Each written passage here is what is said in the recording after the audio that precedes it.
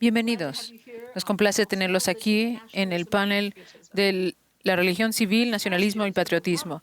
En este último año han habido muchas preguntas sobre el papel que la religión tiene en la vida pública, en particular las actitudes hacia la política. En nuestras pláticas vamos a hablar sobre esto, analizando preguntas de la religión civil, nacionalismo y patriotismo, que es una de las maneras controversiales en la que la religión se cruza con la política. Quizás, si no estamos familiarizados con el término religión civil, significa vocabulario, simbolismos que vemos en la religión. En los Estados Unidos vemos que en Dios confiamos, en la moneda nacional, o hacemos oraciones públicas, pero aún más políticamente activas son los temas de nacionalismo y patriotismo. En el último año hemos visto el simbolismo cristiano en diferentes ámbitos donde ha habido disturbio público. Vamos a ver entonces el papel de los símbolos religiosos en nuestra herencia religiosa que asociamos con nuestra identidad nacionalista. Y vamos a analizar si deben de tomar un papel tan importante en nuestro patriotismo. También vamos a ver si podemos desenredar el patriotismo y el nacionalismo y ver cómo se relacionan con la religión. Vamos a ver a qué nos referimos con el nacionalismo religioso. ¿Es algo religioso o cultural? Hay espacio para ver si los puntos de vista religiosos pueden contribuir a un patriotismo saludable. Hay un lugar positivo de la religión en el ámbito público para ver si podemos desarrollar más confianza y unir brechas de divisiones políticas. Queremos dar el tiempo a los panelistas que nos van a ayudar a pensar sobre estas ideas. Quiero decir un par de cosas sobre ellos y les invitamos a nuestro sitio de internet para ver su biografía completa. La doctora Barbara McGraw es una profesora en la Universidad de St. Mary's en California. Ella es la directora del pluralismo religioso, tiene un doctorado en ética social y de la Universidad del Norte de California. Ha escrito varios libros en cuanto a los derechos de religión y está entrenando a diferentes individuos sobre la política de la religión. Y se le fue dado el premio de Mahatma Gandhi para ayudar a promover la libertad religiosa. Bradley Ribeiro es uno de los nuestros. Él estudió en la Universidad de Putnam y él ha llevado a cabo un doctorado en estudios políticos y religiosos. Sus trabajos se enfocan en los pensamientos constitucionales de Frederick Douglass. Él se unirá con nosotros aquí en la Facultad de Derecho en la Universidad de Brigham Young en este otoño y en el 2022. Y también estuvo en la Corte de Apelaciones del Sexto Distrito. Nos complace añadirlo a la facultad. El señor Bob Roberts es el fundador de GlobalNet y del Multi-Faith Network que promueve la libertad religiosa entre diversos grupos. Yo he estado sumamente impresionada con la calidad de talento y el amor que trae a este ámbito. Durante los últimos 20 años, el Dr. Roberts ha trabajado con diferentes líderes gubernamentales para promover la libertad religiosa en todo el mundo. El Dr. Roberts ha escrito varios libros y continúa su administración como pastor en una iglesia en Fort Worth, Texas. Y para finalizar tenemos al Dr. Andrew L. Whitehead, que es director de los archivos en la Universidad de Indiana. El Dr. Whitehead es nacionalmente reconocido por sus búsquedas y escritos sobre cómo la religión es formada por la cultura contemporánea de los Estados Unidos. Él ha escrito varios libros que se publicaron incluso el año pasado. El Dr. Whitehead se graduó de la Universidad de Purdue, donde tuvo su doctorado en la sociología. Entonces, primero vamos a escuchar una corta presentación por Andrew Whitehead sobre el nacionalismo cristiano y ahí invitaremos a cada panelista que se una a nosotros. Andrew, por favor. Gracias, profesora Clark, por la introducción y es maravilloso para mí como los otros panelistas y espero que el análisis de hoy y las conexiones continúen en el futuro, así que es realmente maravilloso estar aquí. Y como se presentó, voy a compartir sobre el nacionalismo cristiano, destacando un poco de cómo lo estudiamos, lo que es, cómo lo definimos. Y a continuación, en nuestro libro nos conectamos a una gran cantidad de diferentes problemas sociales y un entendimiento de una gran cantidad de la polarización dentro de la sociedad estadounidense.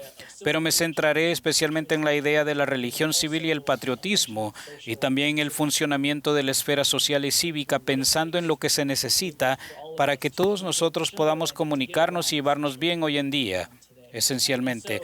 Así que primero quiero dar crédito a mi colega y coautor Samperi por gran parte del trabajo. Todo el trabajo que hacemos en torno a esto, estoy influenciado por él y su pensamiento, por lo que se merece el crédito de ello. Así que voy a sumergirme en destacar un poco de cómo entendemos esto. Pero para ubicarlo y los eventos cívicos y sociales actuales, en el Congreso actualmente se está hablando de si se debe investigar la rebelión del 6 de enero en el Capitolio. Y si vemos hacia atrás un par de meses, vemos que en esa interacción entre las señales de violencia y las señales de que Jesús salva el 2020, como se puede ver allí, o las cruces cristianas y los que estaban involucrados en la instrucción orando alrededor de esas cruces, o como estaban en el piso del Senado ofreciendo una oración que se puede escuchar a través de los Estados Unidos, y en este caso congregaciones a través de los Estados Unidos. Y era muy especial para muchos estadounidenses, especialmente para los cristianos blancos. Y pensar en por qué vemos tantos de estos símbolos allí. Y para mí estudiar esto por la mayor parte de casi una década me sorprendió ver la instrucción sucediendo, y creo que estábamos viendo las noticias, pero no estaba tan sorprendido porque vimos por el periodo de mucho tiempo esta idea de que los Estados Unidos como una nación cristiana y lo que significa para muchos estadounidenses y lo que sienten que les da y lo que sienten que les da el derecho de hacer como estadounidenses para recuperarlo por lo que ellos ven como lo que debería representar y ser. Así que con eso hay bastantes puntos de venta y diferentes cosas comienzan a pensar en el nacionalismo cristiano y así nos ayuda. Así que en nuestro libro Recuperando América para Dios, definimos y luego medimos el nacionalismo cristiano en formas particulares. Así que Sam y yo somos sociólogos y traemos nuestra metodología para llevar a cabo sus encuestas nacionales de los estadounidenses, entrevistas de investigación cualitativa. Pasamos tiempo en las congregaciones que habían obtenido las celebraciones del país para tener una idea y comprensión de lo que está sucediendo en torno a esta idea del nacionalismo cristiano. Así que definimos esto como un marco cultural, por lo que definimos el nacionalismo cristiano como algo que idealiza y aboga por una fusión del cristianismo, y lo ponemos ahí como una comprensión particular y como una vida cívica estadounidense, por lo que un marco cultural es realmente una colección de mitos y tradiciones narrativas, sistemas de valores. Pero a lo largo de su libro aquí defendemos esto como una comprensión del nacionalismo cristiano y lo que significa ser estadounidense. Así que hay que entender lo que es este nacionalismo cristiano en esta nación. Y trae consigo una serie de otras cosas supuestas como el nativismo y la supremacía blanca, el patriarcado, el autoritarismo, el militarismo. Y por lo que hablamos del cristianismo en el nacionalismo cristiano, realmente el cristianismo debe ser entendido para que signifique algo a cierta población.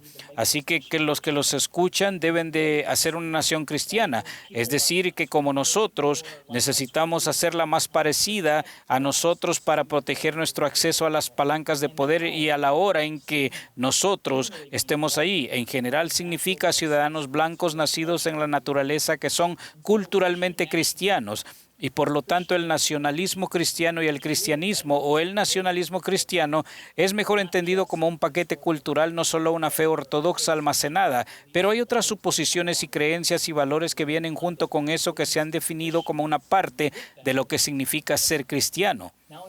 Ahora, en lo que analizaremos hoy, y no me aguanto por escuchar a los otros panelistas, pensando en el nacionalismo cristiano en relación con la religión civil y el patriotismo, creo que es una parte importante de este proyecto y somos capaces de dar una buena visión de lo que es el nacionalismo cristiano, pero el trabajo que hay que hacer es cómo distinguirlo y ya sea ser religioso en una sociedad democrática pluralista, pero también ser un ciudadano funcional e intencional dentro de esa sociedad. Y como dijo la profesora Clark, mencionó que la religión civil realmente destaca esta idea de las influencias religiosas de una tradición profética, providencia, Dios o un poder superior que exige misericordia, justicia, capacidad y fomenta el republicanismo cívico sobre el que escribieron los próceres, en el que la virtud cívica es fuerte y forma parte de lo que significa ser americano y el patriotismo. Y podemos pensar también, o me gustaría pensar en ello siguiendo a otros autores, que es un amor por nuestro país, las mujeres y los compatriotas que nos rodean, no necesariamente un amor y una lealtad a la nación y el Estado de la nación para las personas que pueblan este lugar con nosotros y así pensar a través de lo que es.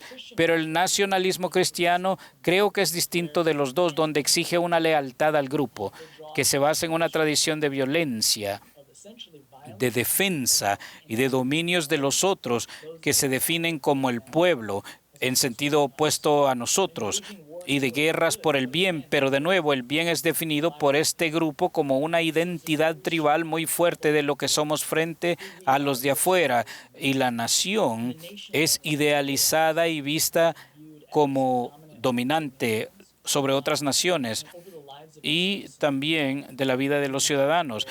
Así los lleva a lo que ellos creen y que su nación debe representar. Así es como entendemos el nacionalismo cristiano. ¿Cómo lo medimos? Bueno, hacemos preguntas como si el gobierno federal debería hacer ciertas preguntas. Hacemos 6 preguntas y ciertas personas están de acuerdo, otras no. Y hacemos preguntas como el gobierno federal lo hace. O tal vez si el gobierno federal debería defender los valores cristianos o si el éxito de los Estados Unidos es parte del plan de Dios. Muy de acuerdo, muy en desacuerdo, asignamos una puntuación en la microescala y la sumamos para ver que el nacionalismo cristiano opera en forma continua y no es algo binario, no es un nacionalista cristiano o no lo es, sino que para muchos estadounidenses se encuentra en algún lugar en el medio, como pueden ver aquí. Cuando sumamos sus puntuaciones, algunos aceptan la idea del nacionalismo cristiano y de una nación cristiana, otros se resisten, pero en general la gente está dividida a lo largo de este continuo. Así que para facilitar la discusión en nuestro libro y en nuestro trabajo, en lugar de hablar de si la gente está más alta o más baja en la escala, nos quedamos con 4 grupos. Y así podemos ver que cada estadounidense se encuentra en uno de estos grupos, ya sea rechazadores, resistentes, acomodadores o embajadores del nacionalismo cristiano. Y de nuevo, aquellos asignados a diferentes aspectos en partes de esta escala. Así que los rechazadores rechazan completamente esta idea de que Estados Unidos es una nación cristiana. Los embajadores la adoptan fuertemente y luego los resistentes y los acomodadores son esencialmente imágenes de espejo, el uno con el otro. Pero se aceptan un poco el papel de cristianismo. Los resistentes se sienten un poco incómodos, pero todavía es algo desconocido para ellos. Y cuando colocamos esos grupos juntos se puede ver el nivel relativo. Y descubrimos que una y otra vez el grupo en el que se encuentran los estadounidenses nos dice algo realmente importante sobre cómo ven el mundo. Así que no es solo si la gente lo adopta fuertemente, sino que rechazar firmemente el nacionalismo cristiano nos dice mucho sobre cómo la gente ve sus mundos sociales, esta nación y su papel en los Estados Unidos, en los asuntos mundiales también. Así que es rechazado como 1/5 de la población de Estados Unidos, los resistentes alrededor de 1/4 y parece que 1/3 también, y los embajadores están alrededor de un 20%. Así que podemos ver si para los comentaristas en la maestría juntos que un poco más de la mitad de la población de Estados Unidos es por lo menos susceptible a esta idea de una relación estrecha hacia el cristianismo. Y de nuevo, como este marco de embalaje cultural y la sociedad civil estadounidense. Así que en el interés del tiempo no voy a compartir todas las diferentes similitudes sociodemográficas realmente entre el grupo, pero también las diferencias. Pero de nuevo, en el libro desglosamos una cosa de la que nos gusta hablar. Una cosa que compartimos es que a través de las diferentes tradiciones religiosas es importante entender que encontramos el nacionalismo cristiano representado dentro de cada una de ellas. En algunos grupos está más fuertemente representado y pueden ver en el lado izquierdo los protestantes evangélicos de la izquierda que casi 8 de cada 10 evangélicos son embajadores o comentaristas, y así el nacionalismo cristiano es una parte clave de esta tradición religiosa. Este marco cultural es fuerte dentro de esa tradición, pero incluso entre los protestantes de línea principal lo que vemos una y otra vez es que si no son evangélicos, protestante o católica, ven que se repite una y otra vez, y si adoptan el nacionalismo cristiano, tienden a parecer casi idénticos. Las diferencias entre las tradiciones religiosas desaparecen en estos individuos, que se parecen y son muy diferentes de sus compañeros que pueden rechazar o resistir el nacionalismo cristiano. En algunos casos funciona de manera muy diferente a los estadounidenses blancos, y aquí también podemos ver que a través de las tradiciones religiosas es prevalente, y nos damos cuenta también que en algunos resultados opera de manera diferente de una persona blanca que adopta esto. Así que aquí podemos ver esto nuevamente en las tradiciones religiosas, en cómo el nacionalismo cristiano es prevalente y no solamente se encuentra en los evangélicos protestantes. Ahora, para terminar, quisiera resaltar la relación entre el nacionalismo cristiano y dos temas diferentes de los cuales ustedes son parte y de lo que hablaremos. Ahora, algo es el patriotismo y el nacionalismo cristiano y cómo funciona con los estadounidenses y cómo responden a su país y cómo se relacionan con la nación. Y el otro tiene que ver con el pensamiento conspiratorio. Y en estos tiempos en que el 6 de enero fue parte de esto, pero incluso antes de eso y después de adoptar mentiras y falsedades o negarse a escuchar a otros expertos que hablan en que nos hacen trabajar juntos en la sociedad civil, es realmente difícil, y por lo que veremos cómo el cristianismo se relaciona, el nacionalismo cristiano. Bueno, primero es una pregunta que le hacemos a nuestros encuestados. Es si debemos exigir a América y esta nación debe exigir el respeto de las tradiciones norteamericanas. Pero podemos ver que a medida que los estadounidenses se mueven en esta escala, ya que están contratando a los embajadores de habilidad, pueden decir que los norteamericanos deberían de ser forzados a ser respetados y sus tradiciones. Así que cuando pensamos en el patriotismo frente al nacionalismo, por lo que el patriotismo sería su amor por nuestros compañeros, hombres y mujeres del país, y tal vez un calor y el amor por este país, pero hasta el punto de exigir respeto, es que nos estamos yendo al patriotismo en un área diferente, en que permite la libre expresión de las creencias dentro de este país, en que decimos que son importantes, y estamos permitiendo diferencias de opiniones que se mantienen. Y por lo que pueden ver que el nacionalismo cristiano, esta idea de respetar la nación es la clave, y de nuevo se trata de decir que esta nación es correcta, incorrecta, y no realmente viendo la oposición, especialmente entre los embajadores. Ahora, podemos distinguir los nacionales cristianos de esto y las prácticas, y esto es lo que encontramos y de lo que nos dimos cuenta, que cuando vemos las personas que piden el respeto por las tradiciones estadounidenses, es como que hay una asociación más propensa a decir que sí, debe respetar las tradiciones de Estados Unidos. Pero una vez que tenemos en cuenta los niveles de nacionalismo cristiano, entonces somos capaces de ver el verdadero efecto de la práctica religiosa, y podemos ver que funciona, como se puede ver aquí en la dirección opuesta. Por lo que las personas que aumentan el nacionalismo cristiano, como he mostrado en la última diapositiva, que el aumento de la línea roja es que son mucho más propensos a exigir el respeto de las tradiciones, pero una vez que tenemos en cuenta los niveles de nacionalismo cristiano, el más religioso de Norteamérica es menos probable que digan que debemos exigir el respeto de la tradición de dicho país y son más propensos a decir que debemos ser capaces de y que la gente no debería ser forzada a pagar respeto a menos que sea algo que den libremente. Aquí podemos ver la práctica religiosa trabajando en la dirección opuesta. Veamos el pensamiento conspirativo. Así que con esto he creado una escala con un número de diferentes preguntas sobre las teorías de la conspiración, si la gente creen que es verdaderas o no. Y esta escala va del 0 al 24, pero podemos ver que a medida que nos movemos desde los niveles más bajos de nacionalismo cristiano hasta los niveles más altos de nacionalismo cristiano, los embajadores son más propensos a adoptar pensamientos más religiosos o más conspirativos, creyendo que el gobierno está ocultando cosas sobre, digamos, el asesinato de Kennedy o el aterrizaje en la Luna, o diciendo que hay cosas que la gente en el poder no nos están dando toda la verdad, por lo que aceptan. Pero aquí, de nuevo, el nacionalismo cristiano, la práctica religiosa, opera en una dirección diferente. Los estadounidenses son menos propensos a ser muy conspirativos en su pensamiento. Y una vez que mantienen el nacionalismo cristiano constante. Ahora, si ustedes tienen un nacionalista cristiano o un embajador que asiste a la iglesia mucho, va a ser el pensamiento conspirativo.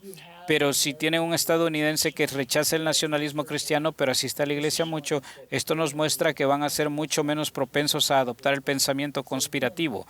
Así que no es necesariamente la religiosidad, sino este marco cultural del nacionalismo cristiano que está jugando un papel clave.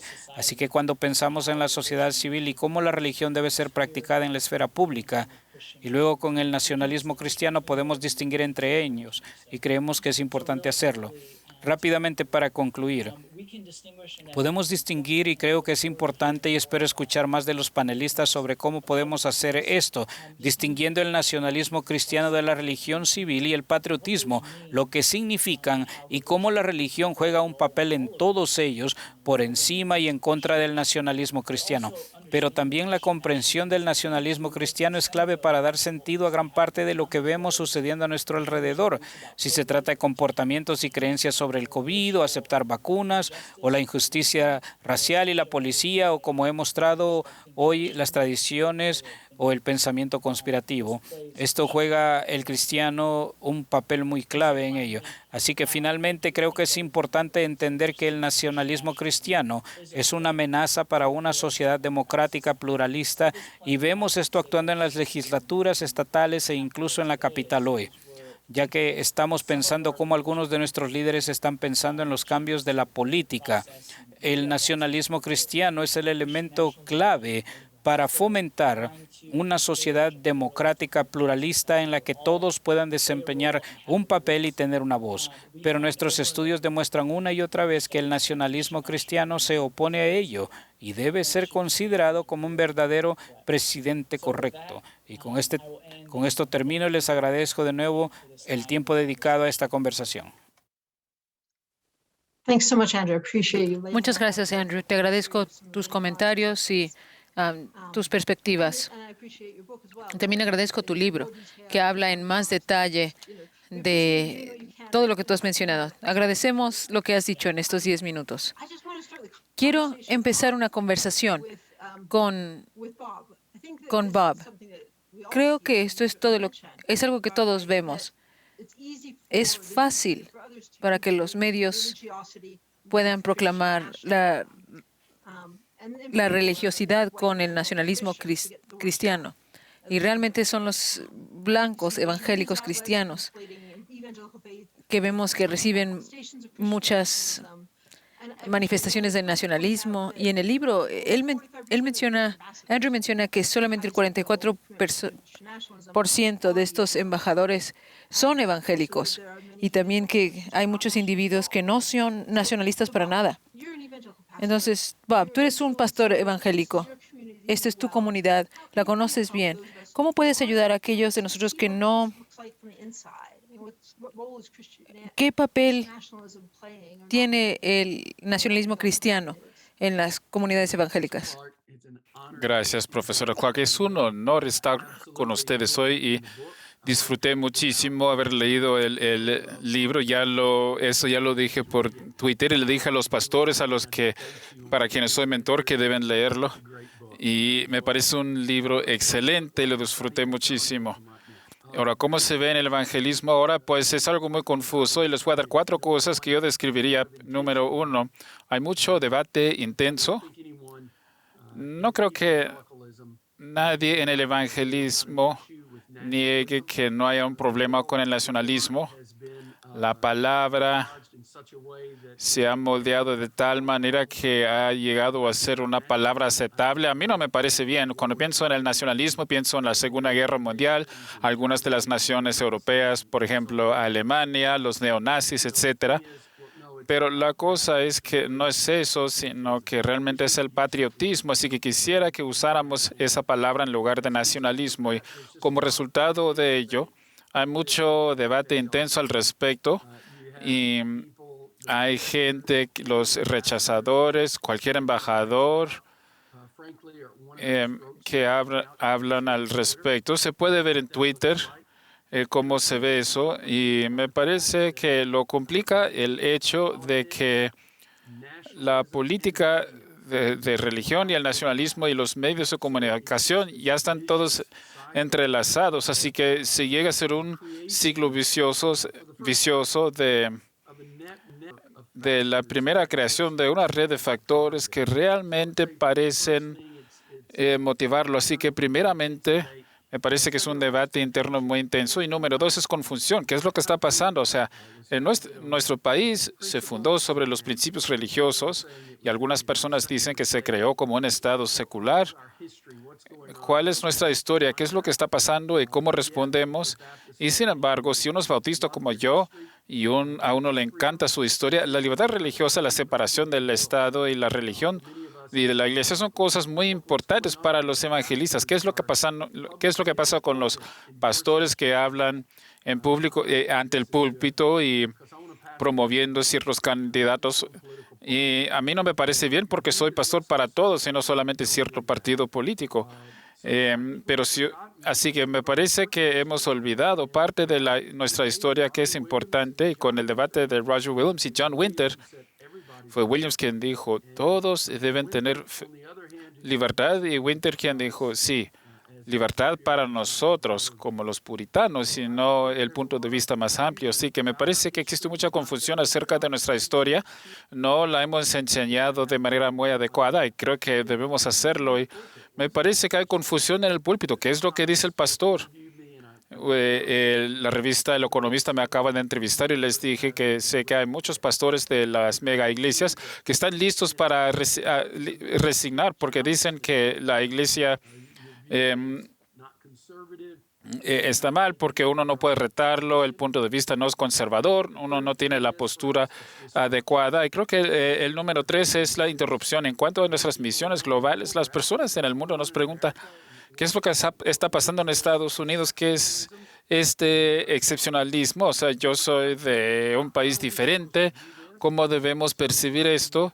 Esto interrumpe las iglesias globales porque los pastores se molestan con otros y no saben cómo hablar al respecto. Y también me parece que perjudica a la iglesia en sí porque tenemos un mensaje amplio a todos los estadounidenses y perdemos eso. Así que yo diría que esas 3 cosas, junto con algunas nuevas definiciones sobre cómo seguir adelante. Yo tengo 63 años, soy evangelista, soy ya mayor de edad y me alegra que seamos la mayoría, y a medida que avancemos más de edad, parte de esa controversia a lo mejor morirá con nosotros. Pero diré lo siguiente, no creo que se puedan debatir los datos y la investigación que se realizó en el libro y no me gustan particularmente las categorías, es demasiado como santos y pecadores, y me gustó lo que dijo Andrew, o sea, la parte de medios es a donde va la gente. Yo agregaría una sección adicional que llamaría reconocedores. Hay que estar agradecidos por nuestra historia y a la vez darnos cuenta de que hubo cosas en la historia que nos llevó a ese pluribus unum y debemos volver a reclamar eso. Es lo que yo diría yo. Gracias, te lo agradezco, Bob. Ahora, esta pregunta sobre la historia es algo que yo quería dialogar. Y por eso empecé a sonreír al usted mencionarlo, porque quiero hablar sobre este tema. Y quiero mencionar una cita de C.S. Lewis. Es imposible ser fortalecido por el pasado sin ser engañado o sentirse con orgullo en exceso. Ahora, analizando la historia, quizás algunos digamos, no es relevante el pasado, pero eso no es cierto, ¿correcto? O dice que esto es un problema exclusivo de los cristianos. Tampoco es cierto, pero ¿cómo pensamos sobre el cristianismo y su papel en Estados Unidos y aún guardamos nuestros convenios con el pluralismo constitucionalmente? Si alguien quiere mencionar algo, por favor, esto es un diálogo entre todos. Claro, con gusto. Sí, yo creo que, primeramente, estoy muy agradecida por sus comentarios, Bob. Mi libro se llama Reclamando la Tierra Prometida de Estados Unidos. Yo creo que hay que crear una alternativa de narrativos. En nuestro país le falta eso. Ha habido una unión del cristianismo con el patriotismo de una manera no saludable y en otras maneras no lo suficiente con las ideas que realmente honran nuestro pasado. El cristianismo no es irrelevante a nuestro pasado. Y una de las cosas que yo pienso que es importante mencionar es que aunque se encuentra que no quería simplemente defenderse religiosamente la dignidad humana, no hay ninguna duda de que estos principios salieron a la luz en este periodo de ilustración bajo la imagen de Dios. Y esto fue una lucha en contra del algo autoritativo. Y todo esto se puede encontrar en el cristianismo, donde se encuentra en la definición del nacionalismo cristiano que mencionó Andrew en su libro. Esto incluye el cristianismo y esto se opone al principio de la libertad y de la dignidad humana equitativa inherente entre todos los seres humanos. Eso está basado en lo opuesto. Esto proclama que a otras personas se les debe dar más dignidad que a otros. Y podemos ver que están estas ideas en oposición, porque al establecer los principios en los cuales fue fundado nuestro país, estos principios no fueron defendidos porque no reconocían los derechos de los nativoamericanos. Continuaba la esclavitud, las mujeres no tenían derechos equitativos, pero estos principios fueron declarados y hemos estado en una marcha continua hacia adelante para que se puedan promover y proteger. Me preocupa a mí y obviamente es preocupante para otros aquí también en este panel, que estamos llegando a un punto donde tenemos una historia de la fundación de los Estados Unidos, donde lo encontramos como una ideología autoritativa y no basado en los principios de la libertad y la dignidad por igual, en la cual fue fundada nuestro país. Yo creo que es claro que la dignidad equitativa en el cristianismo y otras ideologías en los Estados Unidos es muy fuerte. Y leí en el libro de Andrew que existe un declive en los embajadores y encuentro esto como algo bueno hacia el futuro, aunque yo pienso que es muy destructivo del otro lado del espectro, lo que podríamos llamar el lado laico del izquierdista, el asociar a todos los cristianos con estos narrativa de nacionalismo y estos componentes culturales que mencionó Andrew. Cuando tenemos este fundamento de la libertad y equidad por medio del cristianismo y el periodo de ilustración. En mi idea, no debemos de tratar de silenciar el cristianismo en el ámbito público. Eso es lo que estamos viendo ahora con el nacionalismo cristiano, y, que está impulsando el mandato autorativo en nuestra política.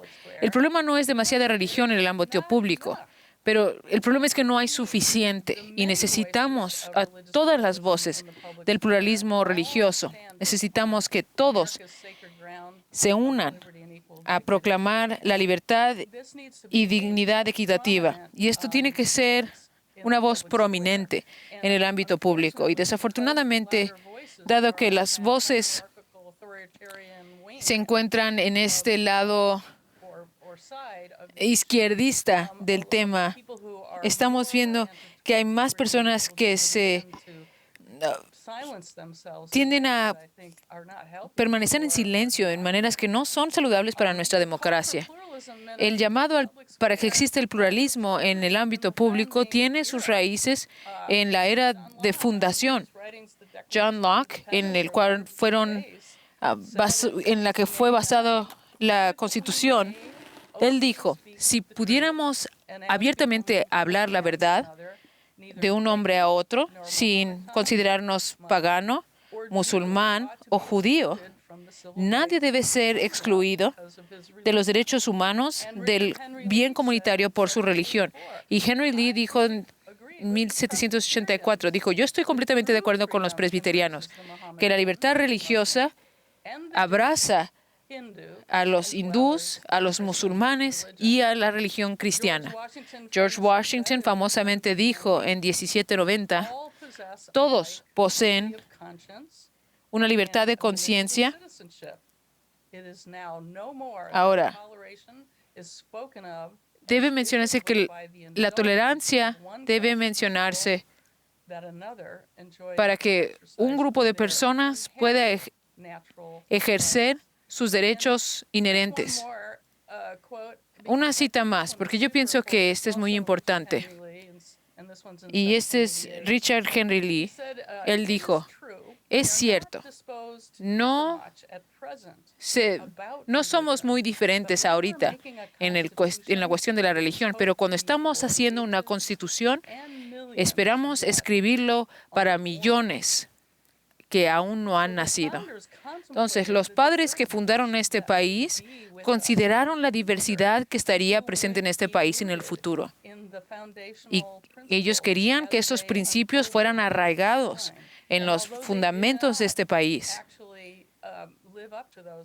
Y aunque quizás ellos no lograron hacerlo en su propia era, es el llamado a luchar por estos principios e ideales en el tiempo, que le ha abierto las puertas a la gran diversidad de esta nación y a las libertades y dignidades equitativas para todos. Esas voces ahora se encuentran aquí con nosotros y nos encontramos justo en el momento crucial y necesitamos más voces en el ámbito público, no menos. Esa es mi perspectiva. Gracias. Muchas gracias. Eso me hace pensar mucho porque trabajando en el ámbito de la libertad religiosa, yo veo donde algunos embajadores hablan sobre la libertad religiosa en el ámbito público. Pero esto es parte de la libertad religiosa, el poder hablar sobre la libertad, sobre la religión abiertamente y están involucrados como personas religiosas en el público.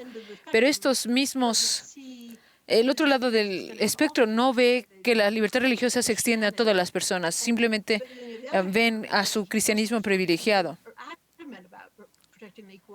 Y es crucial que defendamos la libertad de todos. Eso es parte de la libertad religiosa. Pero ellos estaban diciendo, no, tenemos que sacar todo esto del ámbito público. Cualquier mención de la religión va a aumentar el nacionalismo, va a excluir a las minorías y debe ser privado para proteger a todos. Y esto es el debate que yo veo una y otra vez en el ámbito escolar y en la vida diaria. Pero ¿cómo hacemos esto? Creo que tú, Bárbara, has mencionado esto. podemos ver el crecimiento de la mención de religión en el ámbito público y al mismo tiempo proteger los derechos del individuo y de la religión, o siempre será un debate esto? ¿Quieres que yo conteste eso o lo estás abriendo a otros? Vamos a hablar con él y luego contigo otra vez.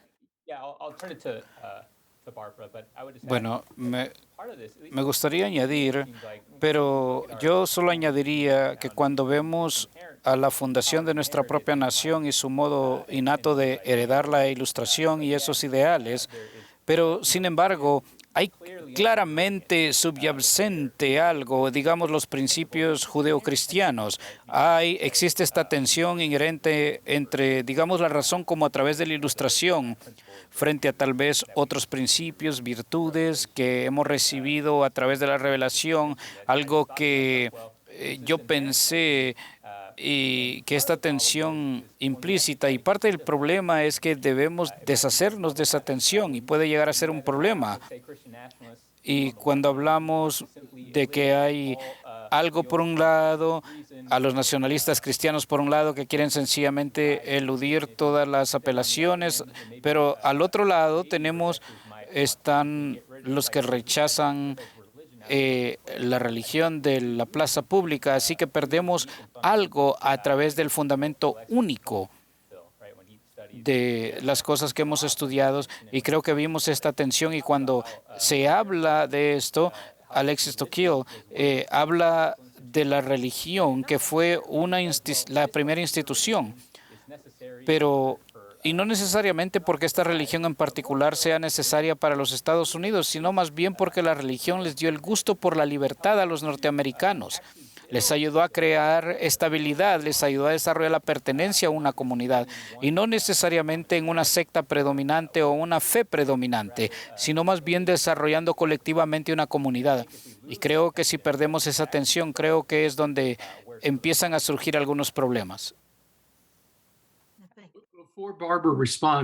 Antes de que responda Bárbara, me quisiera agregar algo más porque realmente me encantó lo que ella dijo y también lo que dijo usted, Bradley, pero en la historia me encanta el libro de Rob Berry sobre Roger Williams. Es un libro increíble y mucha gente no se da cuenta de que Williams promovía la libertad religiosa para todos.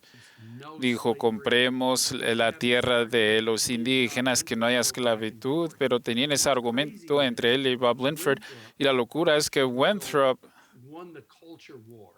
si uno quiere ganar la guerra cultural, pues bueno, pero quien ganó el idioma y la filosofía fue Williams. Y me han dicho, y por favor corríjame, Bárbara, pero me han dicho y he leído que realmente gran parte de lo que escribió John Locke fue una condensación de lo que escribió Williams en términos de qué quiere decir vivir en una sociedad abierta donde los cristianos tienen éxito. Y quisiera que hubiera una manera, y tal vez a lo mejor Bárbara, usted nos puede ayudar a entenderlo, pero cómo llegamos a esa guerra entre la religión y el secularismo. Quisiera que de alguna manera pudiéramos separar eso. Tal vez no sea posible, pero quisiera que la conversación tuviera más que ver con la filosofía de Winter contra Williams. Ahora, ¿quién va a tener un debate que data de 400 años atrás? Pero la realidad es que esta no es una ideología secular. Él era un hombre muy apasionado y brillante que dijo, no, todos tienen que estar presentes. ¿Qué pasó? ¿Qué pasó con esa historia? ¿Existe todavía? ¿Murió? ¿Cómo la resucitamos? Cierto. Bueno, le estás predicando al coro. Yo creo que debo decir, yo no soy cristiana. Cuando yo hablo sobre estas cosas, yo estoy hablando de la perspectiva de apreciación. Yo creo que, hablando en la escala de Andrew, yo me consideraría quizás una acomodadora, pero no soy una acomodadora del nacionalismo cristiano, pero soy de la religión en general y de la apreciación del cristianismo y en su papel que jugó en la fundación de este país.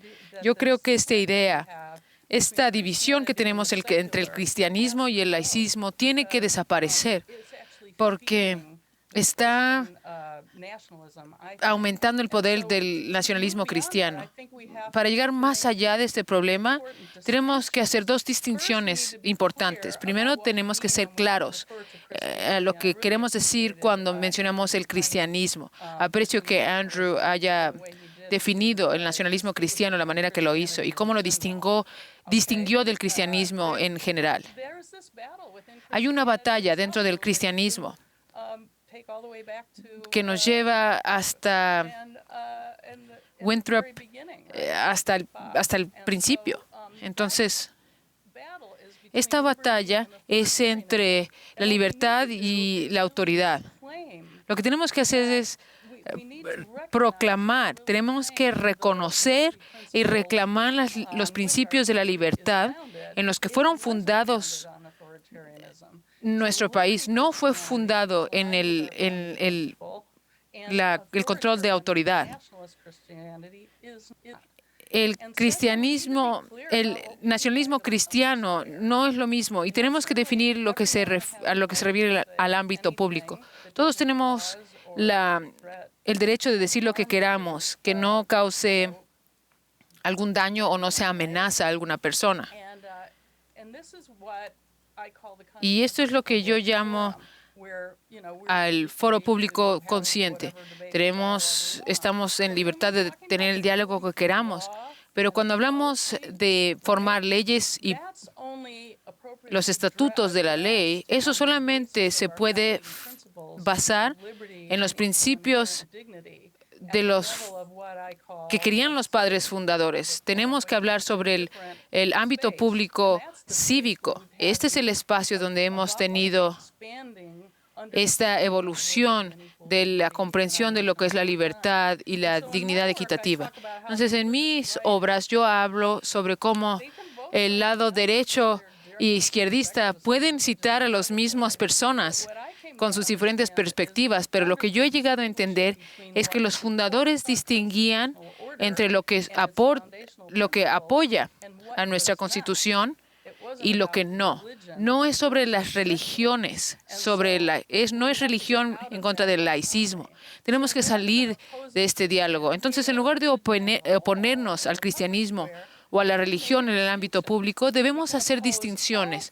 Podemos oponernos a todas las formas de los políticos autoritativos, sean que vengas de cristianismo o de cualquier otra ideología, cuando intentan imponer su autoridad por medio de la ley y otras instrumentalidades en el Estado en maneras que infringen las leyes, la dignidad o las leyes que protegen a algunas minorías y que previenen la expansión del significado de estas cosas como van creciendo en nuestro país. Quiero decir que aún Noah Webster, que a menudo es citado en el círculo religioso, y él dijo que existe un cristianismo genuino. Él dijo, la religión que ha presentado las libertades civiles es la religión de Cristo y sus apóstoles, que incluyen la humildad y la benevolencia, que reconoce en cada persona un hermano o una hermana y un ciudadano con derechos por igual. Esto es el cristianismo genuino y a esto es a lo que debemos nuestra Constitución libre. Entonces, por supuesto, existe un papel importante de la religión en el ámbito público cívico, pero no es cualquier cristianismo y definitivamente no es la autoritativa o el nacionalismo cristiano. Gracias. Me encanta la manera en que citaste eso. Y esto me hace pensar en una pregunta que tengo. Los aspectos dañinos que hemos visto en cuanto al autoritatismo y las maneras que se ha alineado con el racismo, yo creo que el nacionalismo cristiano y la relación que tiene con el racismo es complicado. No son idénticos, pero vemos que están relacionados poderosamente.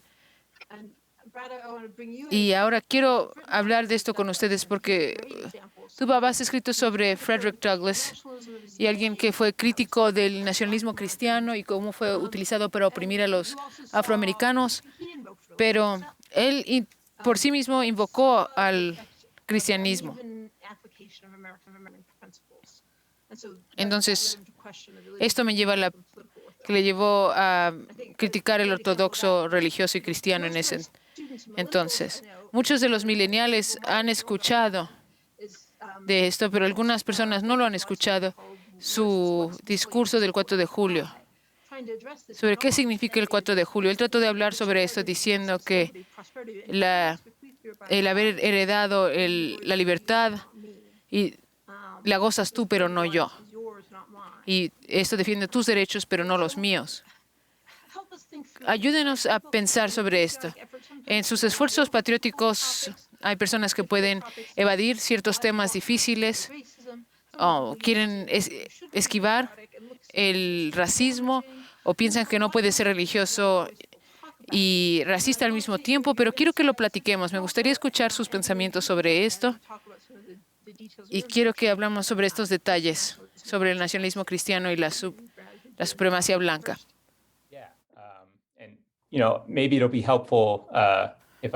Tal vez sería útil si digo un poco acerca de Frederick Douglass en ese discurso y luego tal vez pueda permitirle a Andrew que hable un poco más sobre las implicaciones contemporáneas para que podamos oponer cómo Douglass se vio a sí mismo en su propio contexto frente a tal vez cómo podríamos vernos a nosotros mismos hoy.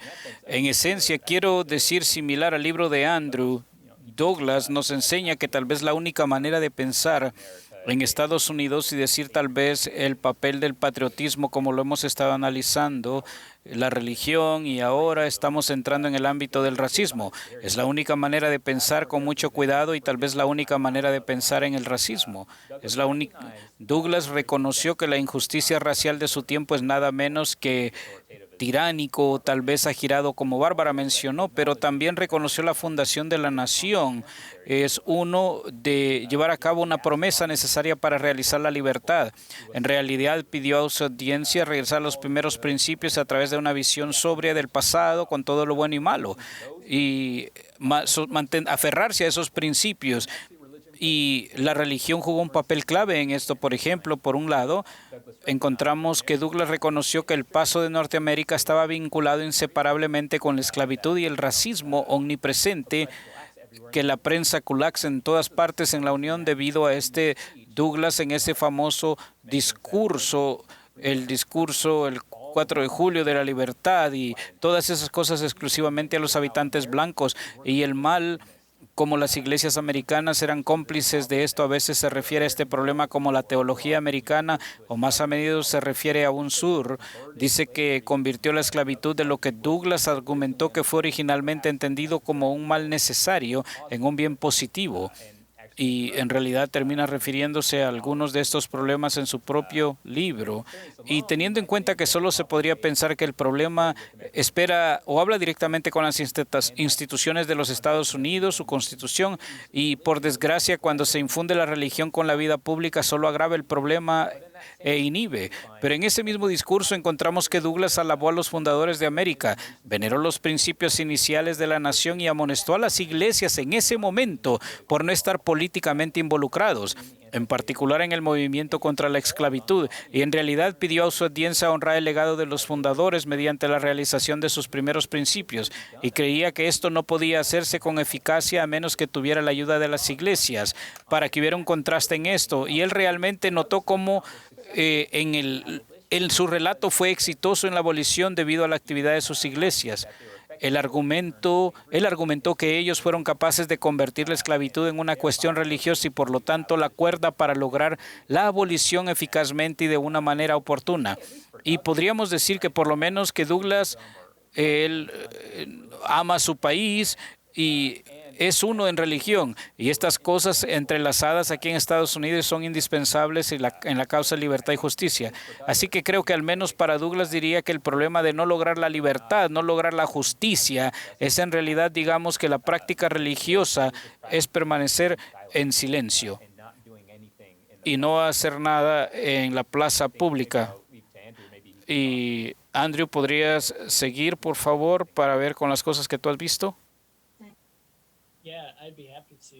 Sí, con mucho gusto.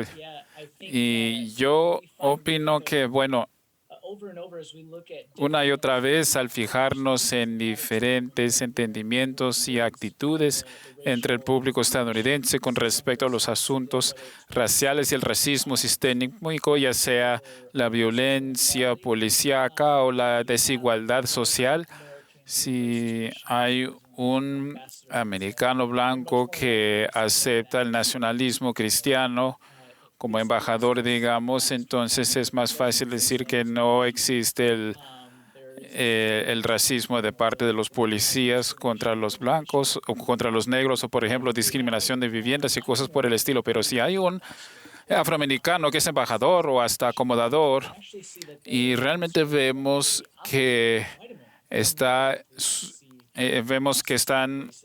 son mucho más propensos a percibir la desigualdad racial hacia los afroamericanos. Y hemos visto con esa historia de Frederick Douglass y hasta Martin Luther King Jr. y hoy día hasta la reverenda Barbara, o sea, enfatizando la importancia de eso en el ámbito público y en la historia de los Estados Unidos. Pero hacer que Estados Unidos rinda cuenta por no haber vivido de acuerdo con esos ideales y usando la religión como fundamento para eso. Y bueno, y en la carta de la cárcel Birmingham, el ver a los cristianos que no protegen a los marginalizados y a los oprimidos, ellos lo verían como una abdicación de lo que se trata el cristianismo, pero también si realmente es una nación cristiana, debería de elevar a los marginalizados y los oprimidos.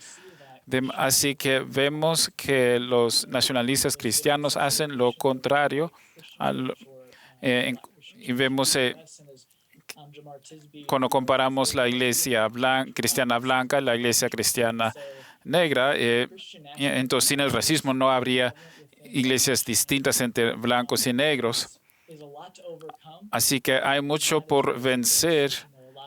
Y eso es lo que ha causado gran parte de las divisiones, solamente entre los cristianos en Estados Unidos, sino en la sociedad civil. De nuevo, piden que haya una representación más verdadera de la importancia del Evangelio de Jesús. Y creo que para clarificar una cosa, que si hablamos acerca de los rechazadores y los que resisten, no solamente rechazan y resisten la religión en el ámbito público, sino el papel del cristianismo en el ámbito público. Creo que eso es lo que resisten. Y aún, o sea, los estadounidenses con quienes hablamos que son agnósticos o ateos, no están diciendo que los cristianos no deban jugar un papel, sino más bien que no deberían tener una posición privilegiada, que no solamente debería tratarse de los puntos de vista de ellos. Y eso me parece que es clave como para que uno entienda exactamente de qué se trata esto. Pero, de nuevo, el aspecto racial del nacionalismo cristiano es algo muy real y muy poderoso en Estados Unidos en la actualidad. ¿Podría hacer una pregunta a Andrew, profesora Clark? Sí. Por supuesto. Así que como evangelista, yo creo en Mateo 25 y dice que las naciones serán juzgadas por su forma de cuidar de los enfermos, los hambrientos, los encarcelados. Ustedes conocen el capítulo, así que la pregunta que me hago es que los medios de comunicación y su papel que jugó, y estoy hablando de los medios de comunicación conservadores en animar a los evangelistas al miedo. Por ejemplo, históricamente, los refugiados han sido algo de lo cual han hablado y hasta la inmigración, pero de repente cambió. Y todos tenemos la imagen en la mente del niño de 3 años de Siria que murió ahogado en el mar, y los cristianos dijeron, hay que hacer algo de inmediato. Luego, a los 4 meses después, dijeron, hay que detener a los refugiados, nos están atacando los musulmanes. como si hubiera llegado una tormenta invernal en Texas desde las planicies. O sea, fue un cambio total y radical. Sé que está mal, pero dígame que es un poco también los medios de comunicación que promueven eso. Tal vez no es así. Bueno, no vimos específicamente en la representación de los medios de comunicación a través del libro. Resaltamos las voces que son más prominentes dentro de la cristianidad blanca, Robert Jeffress y otros así. Hubo una función dentro de ellos y en defensa de lo que ellos creen que Estados Unidos necesita para protegerse. Pero también hay otros libros, así que en la red de la sombra de Nelson creo que está el libro de Catherine Stewart, En el poder de los adoradores. Vea estas redes de tipo de agentes de poder y los medios de comunicación, los conglomerados de los medios de comunicación son parte de eso, pero creo que hicimos un recurso, una investigación del libro que hemos recopilado en cómo recientemente los estadounidenses adoptan el nacionalismo cristiano y cómo limitan su consumo de los medios de comunicación a ciertos canales, y estoy seguro de que sabemos cuáles son esos, pero también confiar solo en esas fuentes y que se ha convertido en un efecto de silo en el que no solo la derecha o la derecha política o la derecha religiosa está haciendo eso, hay otros, los de la izquierda que solo van a ciertas redes de noticias, pero creo que no es lo mismo en términos de los tipos de si se está ya sea negando la ciencia real y se está negando, es un problema que todos o algunos medios de comunicación tienen con referencia a la cuestión del nacionalismo cristiano, y son tropiezos por los que están pasando, obstáculos claves en el futuro y por lo que tratar de dar esperanza.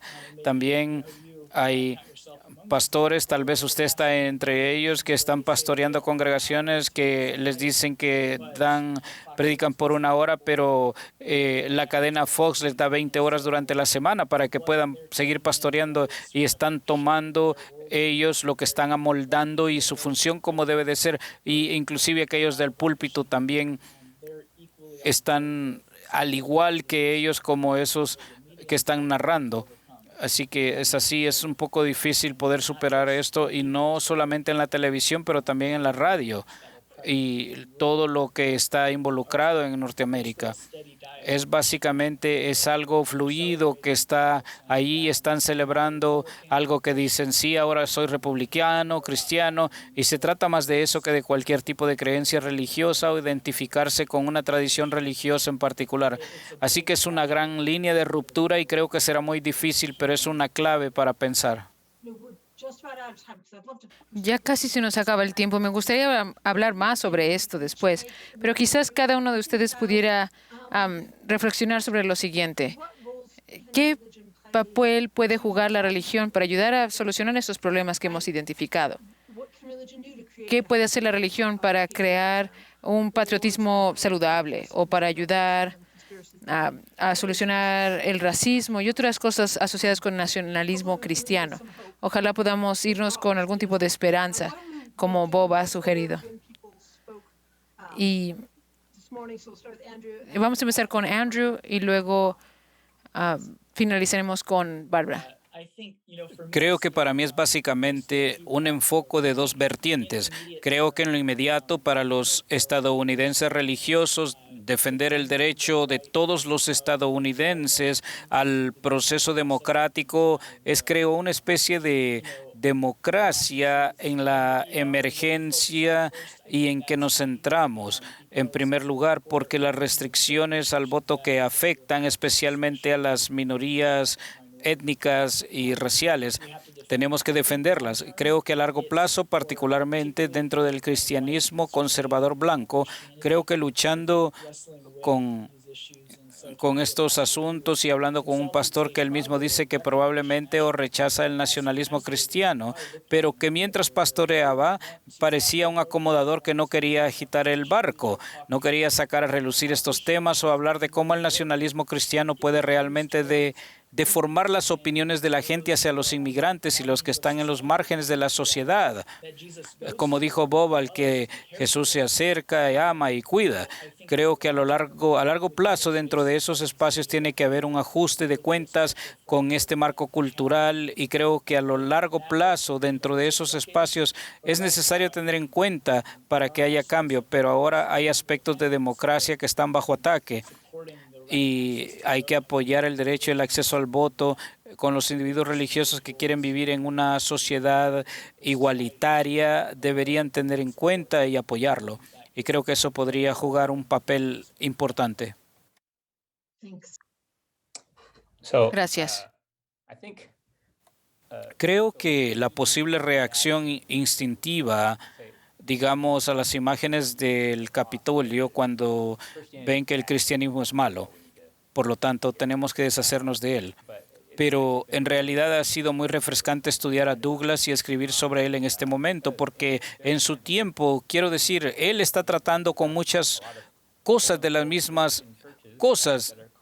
Hay muchas iglesias cristianas, entre comillas, que están cooptando la esclavitud y convirtiéndola en algo divino. Y Douglas no fue disuadido por eso, no abandonó el cristianismo o las iglesias o la religión en absoluto, sino que recordó a todos que ejercieran su razón y vieran esas cosas que, por decir, Dios mismo había dicho, y creo que podemos tomar algo de eso. Y él era un admirador de Tocqueville, y creo que su relación con la religión y cómo encaja en la plaza pública encaja tal vez bastante bien con algunas de las cosas que Andrew ha propuesto, que no quería que el cristianismo tuviera privilegio de lugar, o que no quería que hubiera un enredo que ayudara a parar en dos imágenes de la capital cuando se ve, o del Capitolio cuando se ve una cruz. Hay agradecimiento entre el gobierno y la religión o la iglesia, sino que quería que fuera una institución suficientemente pública que promoviera la libertad, y creo que vio las herramientas que estaban disponibles incluso en su tiempo, y creo que tenemos algunas de esas cosas iguales para nosotros el día de hoy. Gracias. Entonces, yo estoy completamente de acuerdo con Bradley. Y creo que es muy, muy importante ir más allá de esto de religión en contra del laicismo. Lo que necesita suceder, y realmente estoy alineada con lo que ha dicho Bradley, necesitamos cristianos valientes que hablen sobre estas causas, sobre personas que son izquierdistas. Necesitamos que se unan al hablar sobre cuidar a los necesitados, etcétera. Yo no soy muy buena en citar versos y capítulos de la Biblia, pero quizás tú, Bob, me pudieras decir dónde en Mateo, qué libro y capítulo se menciona esto. Pero esto es lo que me ha venido a la mente. Algo que dice que tú puedes llamarme Señor, Señor, todo lo que quieras, básicamente. Estoy parafraseando. Pero aléjate de mí, tú pecador. No es de lo que se trata esto. De lo que se trata es cuidar a los necesitados. Tú me estabas sirviendo a mí cuando les cuidabas a los prisioneros, etcétera. Yo creo que eso necesita estar al centro de lo que se ha mencionado. Otra cosa que quiero decir, Bradley, tienes toda la razón sobre Douglas y los abolicionistas, pero debemos mencionar que las personas que estaban a favor de que se mantuviera la esclavitud, debemos mostrar que esta tendencia al cristianismo autoritativo se ha promovido hasta ahora. Entonces tenemos que desenredar lo que es el cristianismo y lo que es la libertad y cuál es el cristianismo autoritativo. Yo pienso que hay mucha causa común que puede existir entre conservativos y liberales y religionistas y personas que no están religiosamente afiliados. Pero podemos hablar de estos fundamentos del cristianismo. Yo creo que en los primeros años del cristianismo, si volvemos a nuestras raíces, hay esperanza. Hay muchos. De hecho, he llegado a creer y me parece que es más saludable cuando es casi antagonista con el gobierno en cuanto a crear una fe aparte del gobierno. Y eso es cuando tenemos nuestra voz de mayor influencia. Y soy pastor y lo voy a decir, está en Mateo 25, es un gran ejemplo. Así que hay tres cosas que debemos hacer. Hay que usar algunas disciplinas espirituales y la realidad es que las personas que leen la Biblia y que oran y que de manera legítima edifican su espíritu, eso puede tener el efecto contrario. Todo pastor lo puede hacer y a los pastores sí les cuesta, no pueden decirlo en público, pero yo soy más viejo, pero yo diría que tenemos que volver a las disciplinas espirituales para liberar a la gente de eso. Y número 3, esto va a ser doloroso y como pastores debemos ser proféticos y amar a nuestra tribu. Lo hacía Jesús, los pecadores eran pecadores.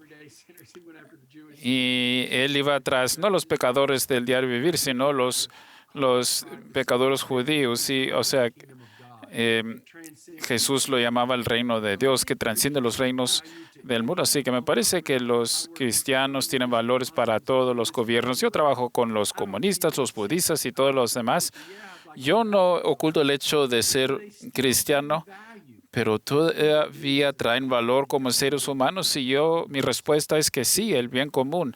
Así que debemos ser proféticos para con nuestra gente y retarles y no dejarnos llevar por todo el odio. Y número 3, y finalmente debemos servir a los más pequeños, como dice en Mateo 25, porque no podemos ayudar a los pobres y tener una actitud dura debido a su situación económica o racial. Cuando uno realmente ama a la gente y entonces eso va a afectar su política, va a afectar su forma de percibir las cosas, porque uno va a decir, ¿saben qué? Hay que ayudar a esa gente. Y esto nos cambia para todos. Y voy a concluir con el siguiente relato.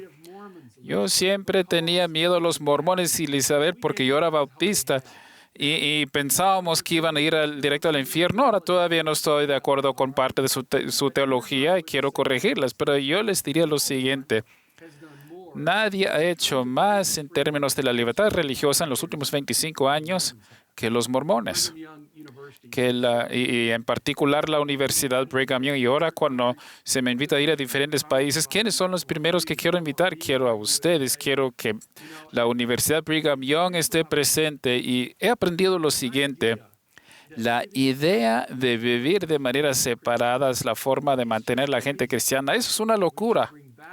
Debemos traer valor al ámbito público para con toda la humanidad y si lo hacemos, necesitaremos una percepción más franca y libre para con toda la gente, aunque estemos en desacuerdo con ellos a nivel teológico, y eso enriquece la vida. Gracias, Bob. Es una muy buena nota para finalizar. Te agradecemos a ti y tu trabajo. Podríamos hablar todo el tiempo, pero estoy tan agradecida de estar entre ustedes. Muchísimas gracias. Y es realmente un placer poder platicar con ustedes. Muchas gracias.